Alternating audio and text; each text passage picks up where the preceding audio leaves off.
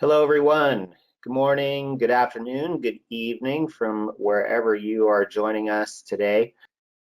The new course we are launching here is called the Joint Replacement Fitness Specialist, and it's authored by the two experts you see in front of you, who I will introduce in just a moment. My name is Tony, and I'm the Director of Education for the MedFit Education Foundation, and that foundation is what produces the MedFit classroom, where we host all of our courses and education and webinars. And the MedFit Education, it's a nonprofit foundation, and our goal is to deliver advanced information and education on the prevention, management, rehabilitation of chronic disease and other medical conditions, such as a joint replacement, and to preserve the quality of life for those who have these conditions through you, the professional. We're pleased today to have with us back again Dr. Grove Higgins and Master Trainer Pat Marquez. So with that said, I'm going to introduce our two experts here. And both experts with us today are in private practice together at NeuroAthlete, which is created to help individuals achieve their optimal performance and enjoyment of life.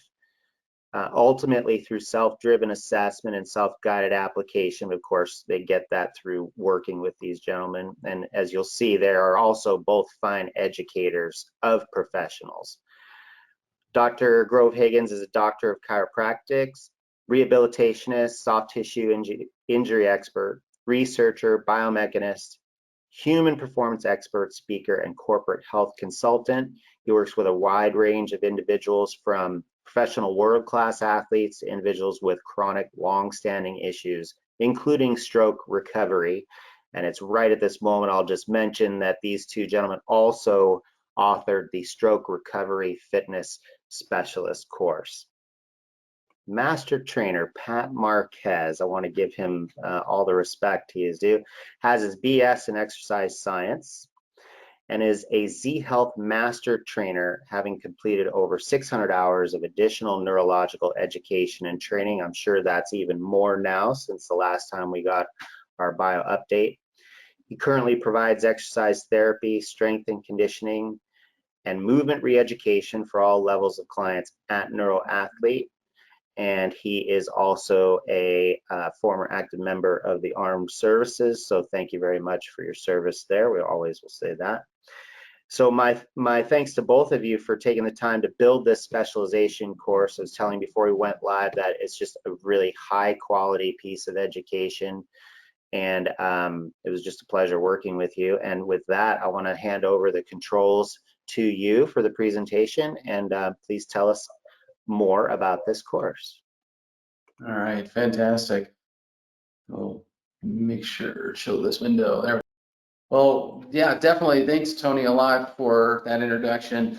I'm Dr. Grove Higgins, and I've been blessed to be part of MedFit now for, it seems like over 2 years now, almost at least, since just before this pandemic hit us all and all that type of stuff. And so it's been wonderful to be able to be part of, able to provide education and ongoing information for the profession. I come from this personal training world before I got into healthcare, and in '93 I got a chance to start working in hospitals. So I started working with joint replacements back when I was still a teenager, and the technology has changed quite a bit.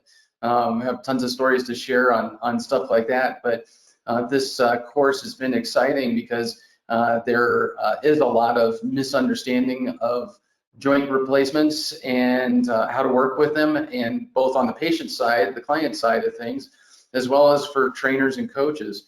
And what we're hoping to do here is be able to provide a lot of confidence working with these individuals and help take them well beyond what they get in their course of treatment through the medical system and, of course, through rehabilitation. So I'm excited to be here. Hey guys, Pat Marquez here, and like Doc said, the thing that's really interesting for us with joint replacement and specifically is that after they get through their whatever level of physical therapy they've gone through, and perhaps occupational therapy, and that can vary just tremendously, individual to individual. We've had people with joint replacement that have had very disparate amounts of work done, and that's not to bang on the physical therapy world or anything in particular. I mean, it varies just because of where you are, location that you get your post-operative treatment from. It varies on insurance and things like that.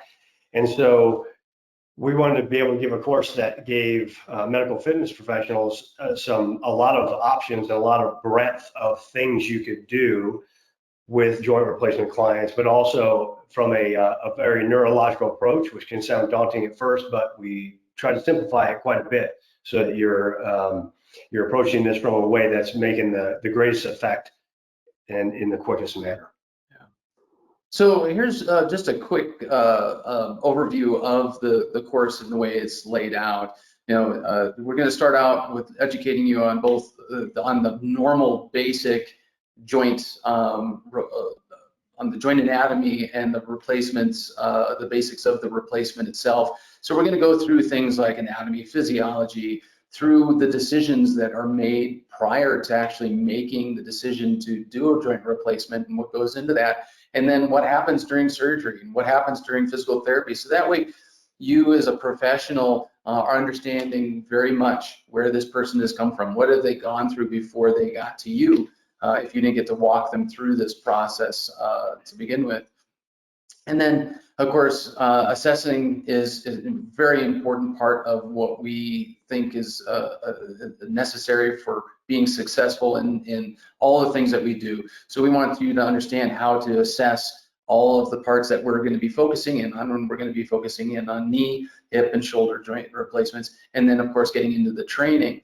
And then Pat here today will give you a good inside view of what the neurobiomechanical approach is and why it's so prevalent in our courses, but especially for joints, because joints is a change in not just anatomy, but it's a change in their neurology. And so we want you to have that information. And then we were blessed enough to be able to partner up with our friend Joe Lemon, who comes from the personal training world and now is in the business and marketing world. And he's provided some insights on how to engage on the business of working with joint replacement clients and how to grow networks to find those patients. If this is something that you truly love, how do you get more of those people in from qualified referrals like physicians and other doctors and therapists? So the lessons are arranged very, very simply. Every single one of them is laid out the same way. We start out with the anatomy, we go into the pathology, what goes wrong when the anatomy starts to fail and such. What goes into the joint replacement surgery and the considerations and how is that done, and then the joint replacement itself, and then what happens afterwards in the rehabilitation, and then of course how do you assess, how do you train, and then how do you program for that specific joint, and we'll go through that. The beautiful part about all of this is that all of this is applicable to the person that doesn't have a joint replacement as well. Because if you understand how a joint fails, ideally, we're hopefully giving you the information that you need to prevent a joint from failing ever in the future, whether the person's young or old. And so we want you to be keeping an open mind to that type of thing. Some interesting data, the projected annual rates of joint replacements. Knees by far are one of the largest joint replacements in the world. Hips follow by about 50%, but hips are really successful. Knees have more trouble with them, and hips are really, really successful. They've gotten very good at hips, and it's neat to see somebody go from needing a hip replacement, barely able to walk, to back to playing golf in 3 months. The other joints don't have quite that track record. And then shoulders are up and coming. There's a lot of variety and difficulties with shoulders, both in rehabilitation before any of this needs to happen, joint replacement needs to happen, But afterwards, shoulders are still a nuanced area in this technology. And so then, of course, the way that you assess it and train it is just as equally nuanced. And Pat spends a lot of time in teaching you that in this course. Average joint replacement ages, well, you can see here, it's mostly older individuals. 60s and 65s in the hips and the knees, and that's mainly because it's easier to do it when they're younger, and they're finding that they're replacing joints younger and younger all the time because the technology is getting to the point where it's more successful and rehab is easier when a person's younger, and they're holding off on shoulders because they're hard. And I'll just throw something in here. The reason I put an asterisk there is because usually when you look, if you look this up on the internet, you're going to see some broad ranges. They'll say average knee replacement is 50 to 80, or I mean, just huge ranges. But what Doc just mentioned, I think is important too, that one thing that we noticed as doing various research for this course over the last year is that the average ages are getting younger and younger for all three in there. And so it's, as the time goes by, you see those are annual rates for 2025. They just keep getting bigger as the 2030, 2035 projected rates are put out there. Yeah, I'm working with somebody in their 40s that has degenerative joint and had a replacement, and it was very successful. So they're getting younger. You'll start seeing them. And then primary cause, really two primary causes: inflammatory arthritis. Those are from things like not osteoarthritis, excuse me, but like rheumatoid arthritis, and there's courses in the MedFit library for that. And then osteoarthritis, wear and tear. And of course, from our perspective, we're always looking at what went wrong, how are they moving improperly that's driving that joint into degeneration. And ideally, you'll get some good information on how to prevent that in this course.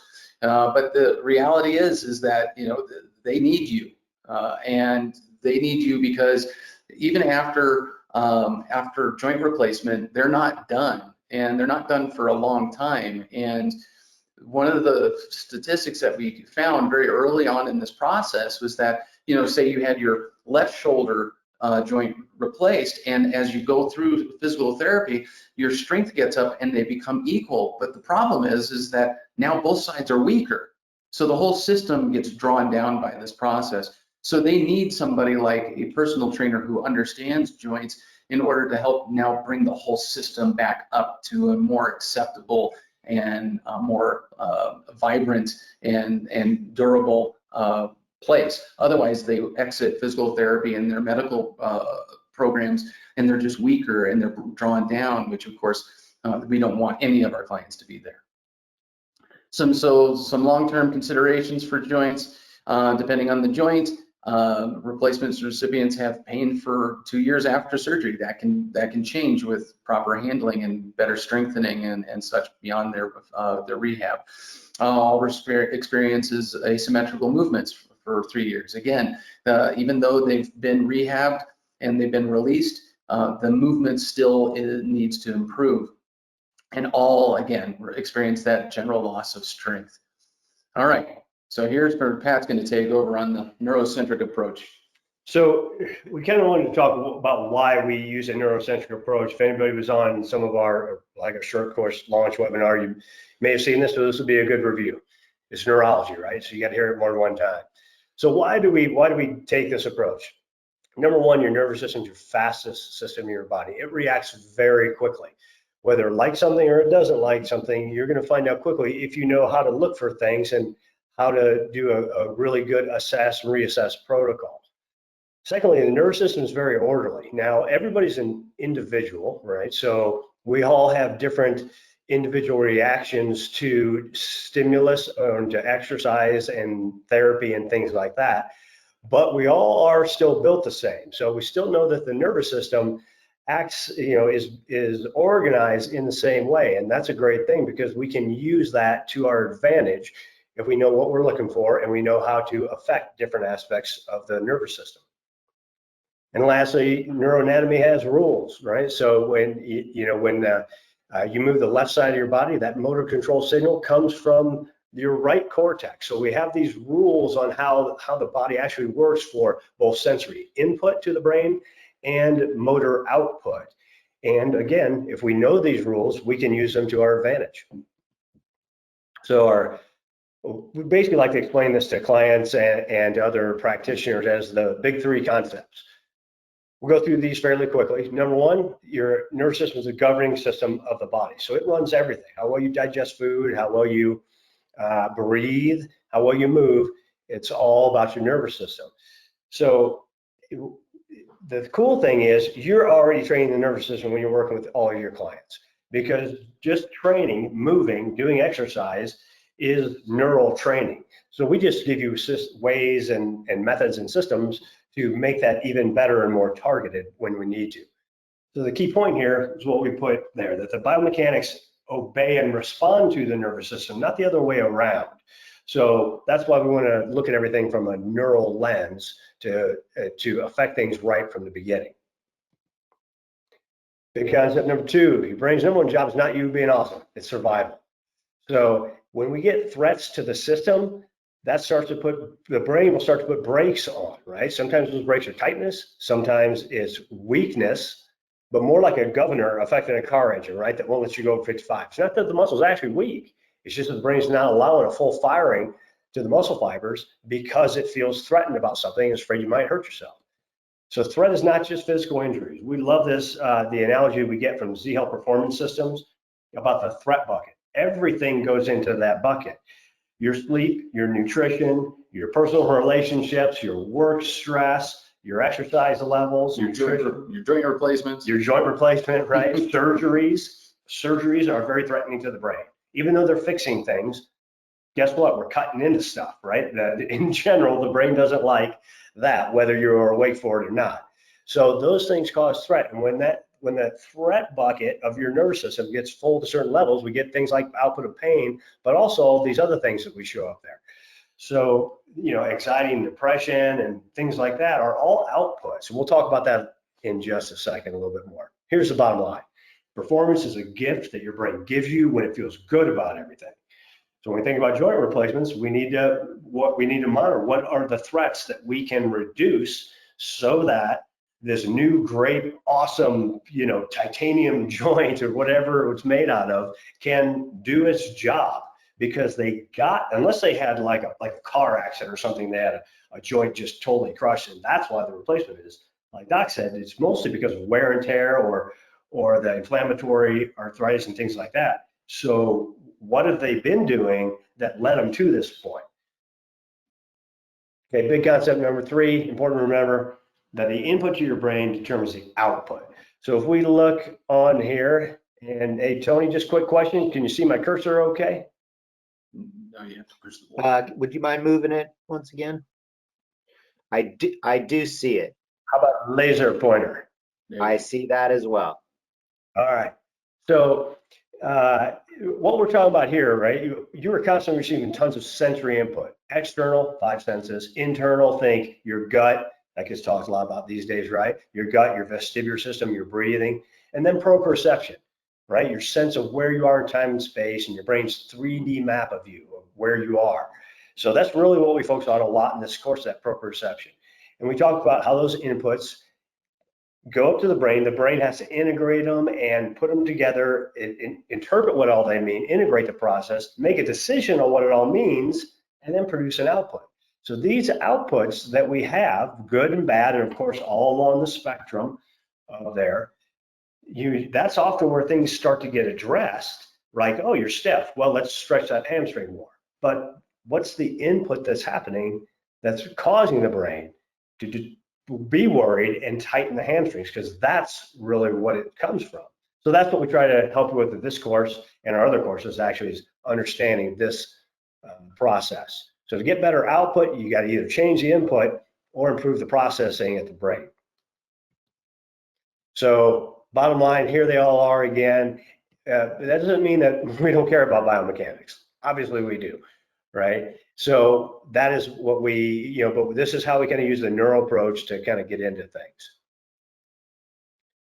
So when we're applying this neurocentric approach, what we're doing in this course is we're showing you a bunch of assessments. And a lot of people already have things like functional movement screen and other things like that that are great. And if you like those assessments, awesome. But we have a set of assessments for all three of the joints for range and quality of motion, how to muscle test around those joints, and some basic movement pattern tests.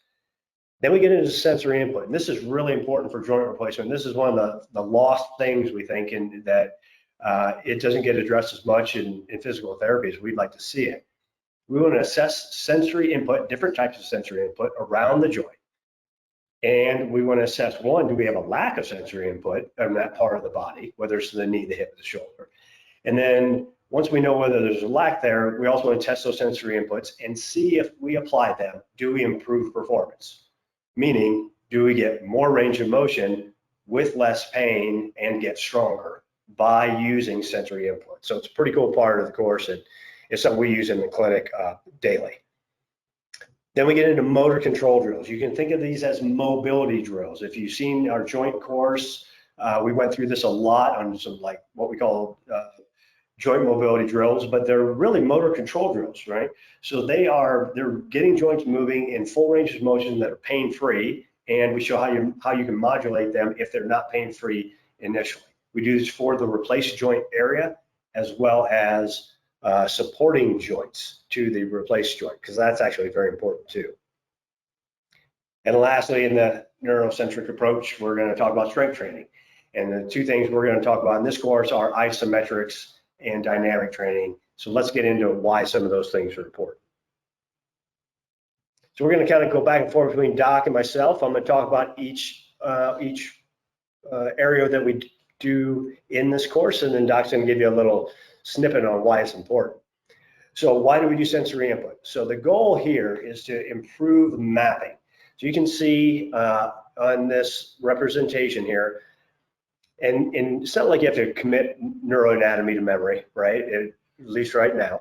This parietal lobe that's in purple here, right? This cross section that you see here, every part of your body is represented there. So all the real estate in your body is represented from a sensory standpoint. And in front of that is your motor cortex over here in blue. Again, every part of your body is represented there. So when we provide sensory input, whether it's vibration, where it's deep pressure using some kind of a wrap, whether it's some kind of like a skin stimulation, like using knuckles or a brush, or you're using kinesiology tape, anything like that, there are areas that are getting activated. So this primary somatosensory cortex is firing up. Now, of course, you've got neural pathways through the spinal cord that are also firing. And what this does is it allows your brain to see that area better. This is why things like kinesiology tape work. This is why people are so into percussion guns now. Like, oh, it gets rid of my pain. Well, what it really does is it clears up the map of your brain for that area that you're applying that sensory input. And the brain sees it better. It feels less threatened. It sends less of a pain signal. We talk about pain in the course, how pain actually happens. If you've not heard us talk about that before, it is hugely beneficial to understanding any client, regardless whether it's joint replacement or not. So your brain sees the area better. That means it can inform this motor cortex better, right? So if you can see it better, you can inform the motor cortex better and have better strength output as well as coordination. Actually, it also improves your spatial orientation, where you are in time and space, and contributes significantly to pain reduction. Yeah. So importance of sensory input, the sensory input is, again, what he talked about. The quality and the type of input is what determines the output. There's this really interesting story, this book that you can see here, this individual here, and Pat, you're probably better to speak about this because this was your passion in the stroke course. This gentleman, Ian Waterman, from the UK, he had gastric flu that he actually got a cut on his hand, led to a weird, strange gastric flu that then led to basically he lost all sensory input from the neck down. This book kind of is a book that were written by his doctor and him to talk about what happened. But we put some quotes up here just because it's really interesting. He was still able to feel temperature and pain, which is very interesting because those two sensory inputs traveled on the same ascending pathway in the spinal cord. But all sense of movement below the neck was lost. So what was interesting is his motor cortex was fine. His nerves were fine. His muscles were fine. but he had no idea where it was because he could feel nothing. And so it effectively paralyzed him. Another thing that was really interesting though is and this is what the picture of him is staring at his hands, he learned that if he stared at, his arm or his leg and thought about moving it, he could eventually move it. It shows you the power of the visual system for providing input to the brain about something. But the point about this is, if you have trouble feeling something, you don't move it as well. And that is why sensory input is really important, right? That's why numb areas after surgery, we want to work on those areas and make them less numb, because that is not helping that joint, that area move very well. Yeah, and you're using other sensory inputs in order to help supplement what's lost. And when you take out a joint, you're losing a lot of sensory input. And as they go through the surgeries, unfortunately, nerves get cut and things like that. And so you can have a lot of altered sensory input, which makes it really difficult to properly rehabilitate and strengthen a joint. So as we move past sensory input, we get into our motor control training. Our idea here is we want to improve the mapping of this area through proprioception. So the proprioceptive input, you can see the Golgi tendon organs, right? The muscle spindles in the joint capsule. We learn about that in all our personal training courses, exercise science degrees, and things like that. The areas that get activated here when we are actually moving are the primary motor and sensory cortexes, because as you move, not only did that signal go down to the muscles to make that action happen, but what is happening is a signal sent back to the brain about that movement. And so in these areas, also premotor, supplementary motor, again, that's kind of detailed, but that's where the planning for movement happens. So the benefits here, we're improving proprioception, or the brain's 3D map of time and space around that joint, because that improves the mapping. It also clears up space around the joint, and we get better movement quality as well as coordination through that. And we also improve strength and flexibility. Can't tell you how many times we find people whose joints are just jammed up and they're really weak on a muscle task. We just show them a mobility drill that opens up and clears the joint, gives them a little bit more space, and boom, their muscles are strong again. Happens every day in here. And pain reduction. The old saying, movement is medicine, that is actually because of how fast nerve endings send signals. So the nociceptive signal, which is a threat signal that your brain will eventually interpret into pain, moves fairly slow in comparison to movement signaling. So this is why you actually hit your thumb while you're hammering a nail. What's the first thing you do? You shake it, rub it, right? You're getting sensory input. That input sends a faster signal. It's like a bandwidth override over the threat signal, and so you have reduced pain. So for proprioception, we just kind of throw this study up there. You're starting to see this more, which is great. That the studies are finding is, proprioception, a lot of times we think about that like standing on a cushy pad or a Bosu ball. That's what I remember from my ACL surgery and rehab. But it can be much more than that. So we just kind of highlight some of the things that kind of came out of the study. They're talking about vibration training, talking about coordinated movement and active joint positioning. So this is why we use this kind of training a lot with joint replacement. So isometric strength is, again, one of those things I think that gets underutilized in training, and you're actually starting to see it come out more and more in just regular training, much less for rehabilitation and post-injury type of situations. Yes, improving strength and control, but it goes on beyond that, which we'll talk about here in just 2 seconds. But it's interesting, the two different types of strength that you're used to between this and dynamic strength, it activates specific areas in the brain. And why is that important? Well, if you're not training the whole brain, you're not going to get good processing. If you're not getting good processing, the output's not going to be complete strength and complete competency in movement and such. So areas that isometrics target are those premotor and supplementary motor areas in the brain. And of course, that primary motor cortex gets involved. And we're stimulating those ascending and descending pathways in the spinal cord, which help to inhibit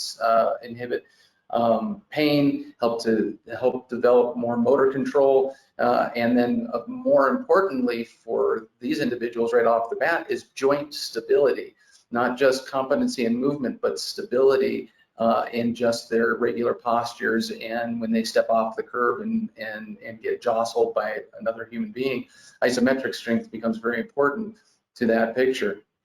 So benefits, no low neurological threat. This is the safest kind of strength that you can do with an individual at any stage, but especially after joint surgeries or injuries and such. The amount of maximum force production is immense in isometric strength. So again, it's one of those areas that doesn't get utilized well, but the joint is in a safe position. It's not moving. And so the ability for the muscles to generate strength around the joint is considerable. Again, postural stability and just joint stability in general. And then again, pain reduction.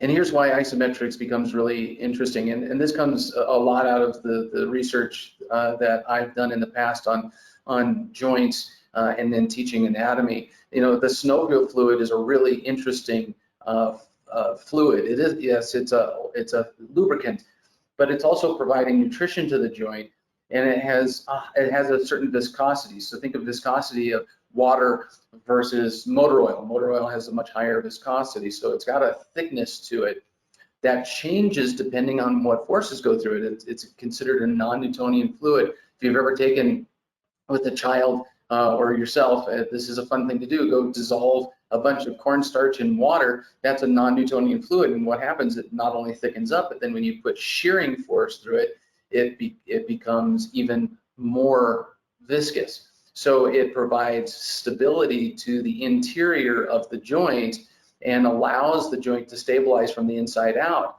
And so then that isometric strength around the joint, what it's doing essentially is it's helping to keep tension on that joint, keep that viscosity of that synovial fluid balanced out, so that way the interior forces and the exterior forces balance out and help to stabilize that joint. That's what a stable joint is, when the muscles in the healthy joint is compressed in such a way that it is stable in all directions, no matter what's happening to it.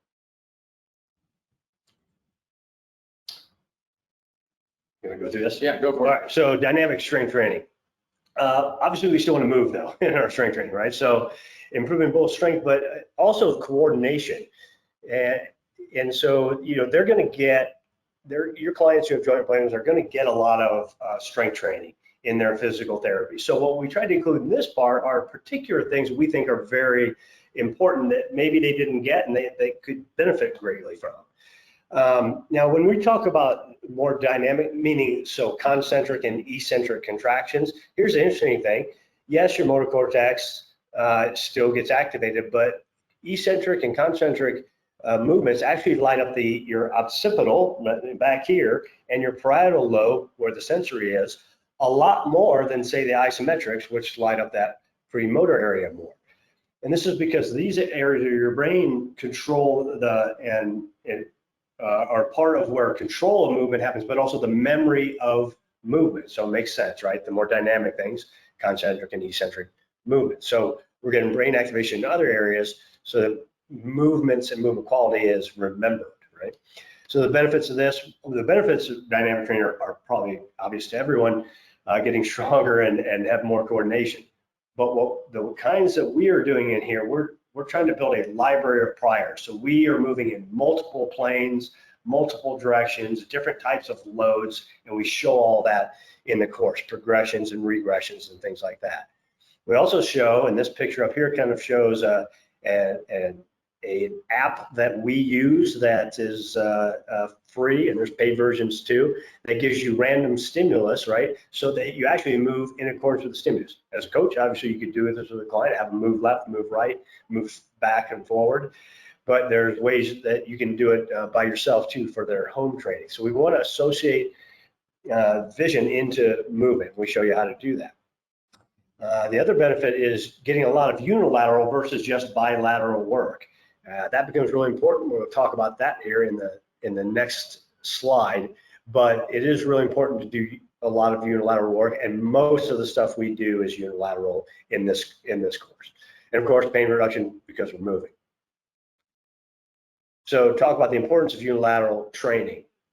So if you want to grab a cup of coffee with your right hand, so say you're looking at this person, right, and they're grabbing that cup of coffee, what's happening with your brain? So the motor command to do that comes from your left motor cortex that's in your frontal lobe, but only about 10% of that total neural signal is used, right? It crosses over around the brainstem to do that volitional movement that you just decided to do.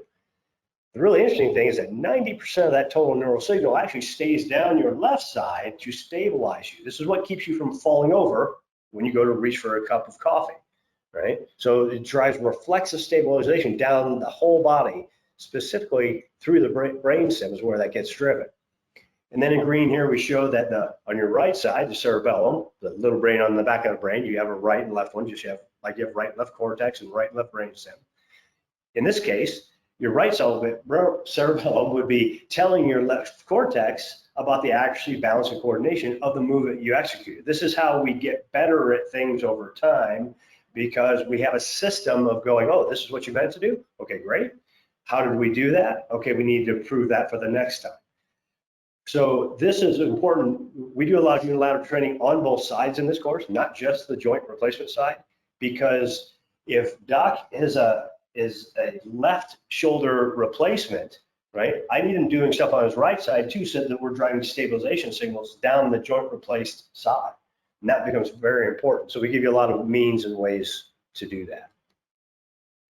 So programming, I'll just go through this quickly. We show you progressions from motor control to isometric and the dynamic strength training throughout the course in each of the modules that cover knee, then hip, and then shoulder. And this is just a snapshot of if in your first progression you've got somebody who's got some really limited ROM, maybe they still have significant pain. You know, the motor control drills that we show, what ones can you do, the isometrics you should probably be doing at that time, the dynamic movement, and then what they should be doing at home. And we show this for every kind of progression all the way to, you know, really good ROM and really good and no pain. So we take the programming through a lot of levels. And then, and like I said, we had our friend Joe Lemon contribute to this. He is in marketing and business development, and so what he's bringing to you is how to do the business development piece and how to get into the market and get yourself known as somebody who can competently and confidently work with joint replacement clients. Just some of the problems that he's helping to overcome in this, that he's answering in this, is, you know, how to overcome the lack of trust in the fitness industry within the medical industry. It's highly underutilized within the medical industry. They should be referring to you more, but with certifications like this and their understanding of where it's coming from and where the information is and it's valid information and such, how do you get that to those individuals and start to build those relationships? How do you and such, and then also how to talk about it too. How does this help the client? How does this help them overcome problems and such? And then solutions, right? Providing simple value propositions, how to quickly communicate, build those relationships, and reduce the stress and workload on yourself. So that way you can enjoy and get effective results with clients without having such a high cost to yourself that you don't want to continue doing it. So that's really the whole joint course, all in a snapshot there. Some myths that we come across often that we throw out at you is, you know, things like, you know, once I get that hip replacement, will I ever be able to ski or play golf again? Well, the answer to that is, of course, yeah, you can. Especially the younger the individual is and such, they will. But we've seen people that haven't been able to do things for a long, long time because they've had dysfunction, because they've had pain and such, get back into doing things that they didn't think they'd ever be able to do again.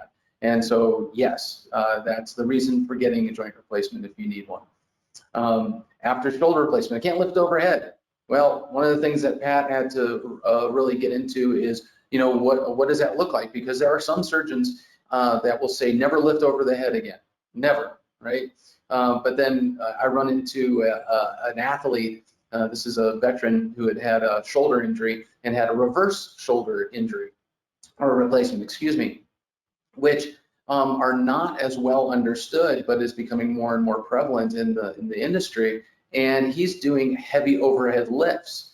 I bet you dollars to donuts his surgeon didn't release him to do that, but he was back to doing it, no pain, with great performance.